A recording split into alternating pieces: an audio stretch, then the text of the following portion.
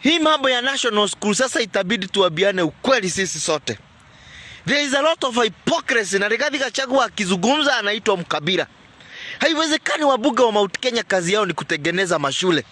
Ndindi Nyoro Kiharu halali anatengeneza mashule throughout. Kule Kikuyu hata Kimani Ichung'wah anatengeneza mashule huko.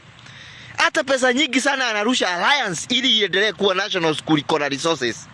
Kule Mang'u, Mbuga Koiburi ni kurusha pesa Mang'u na kuingine secondary schools za Mount Kenya. Hapo North Eastern wabunge wenu kazi yenu ni kupewa pesa wakiteremsha isiri kununua majumba na mashamba. Halafu wakati wa selection watu wanatolewa North Eastern wanaletwa huku Mount Kenya, watu wa Mount Kenya wanatolewa watoto wanapelekwa na huko Kadhonzweni kwa jua ili wasomee huko. Haiwezekani na tutakataa vizuri sana.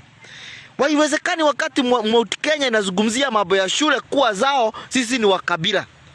Iko wakati Sudi na Madago walikusanya watu kaunti mzima pale Eldoret, wakawapeleka pale Moi University wafukuze Laba Nairo ambaye alikuwa amefanywa vice chancellor.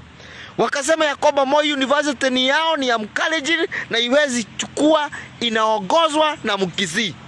Lakini hapa Mount Kenya tukisema ya kwamba Alliance na Mang'u ni za Mount Kenya, mnaleta shida sana, sisi ni wakabila.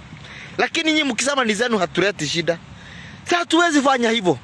Mount Kenya inatoa taxes kubwa sana.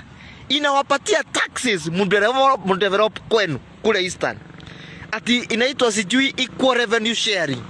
Tunawapatia taxes kutoka mlima na bado hamtengenezi shule, mnatuletea watoto bado wasomee shule zetu ambazo zimejengwa na wabunge wetu. Haitawezekana.